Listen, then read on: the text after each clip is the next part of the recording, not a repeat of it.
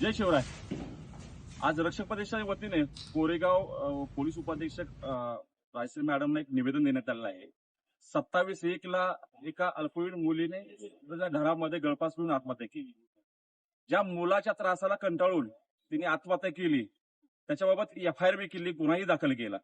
पण आज 18 दिवस उलटले तरीही तो आरोपी अजून सापडलेला नाहीये.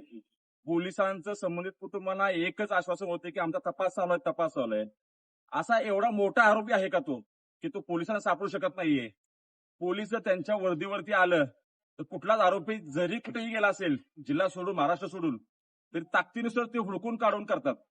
एवढं सातारा पोलिसांचं नाव आहे. तर कोरेगावमध्ये जे PSI आहेत, ज्यांच्याकडे हा तपास आहे, त्यांना आरोपी सापडत नाहीये.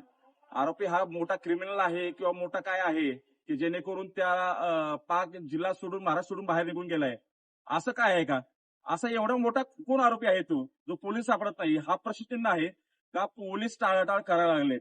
माननीय DYSPने आम्ही ते सांगितले की PSI जे आहे ते ह्या तपासाबाबत गंभीर नाहीयेत. एका मुलीने जीव गेलाय आणि ज्याच्या घरातलं जीव जातो त्याचं दुखणं काय असतं ते ह्या कुटुंबाकडे बघून आपल्याला समजू शकेल. याच्यामध्ये येत्या 10 दिवसामध्ये जर या संदर्भात जर त्या तात्काळ आरोपीला अटक नाही केली तर आम्ही कोरेगाव पोलीस स्टेशनच्या समोर रक्षक प्रतिष्ठान पीडित कुटुंबाला सोबत घेऊन एक तीव्र स्वरूपाचं आंदोलन करेल आणि जोपर्यंत आरोपी सापडत नाही तोपर्यंत आंदोलन आमचं थांबणार नाहीये.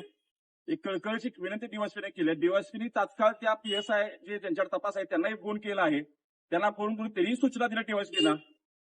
ज्या DYSPना आम्ही भेटलो तर कार्यक्षम DYSP वाटतात आम्हाला आणि त्यांचा म्हणजे आमचा त्यांच्यावरती विश्वास आहे की त्या 10 दिवसामध्ये आरोपी अटकेत दिसेल असा एक विश्वास वाटतो. नाही झालं तर रक्षक प्रतिष्ठान रस्त्यावरती उतरून याचा जाब विचारेल.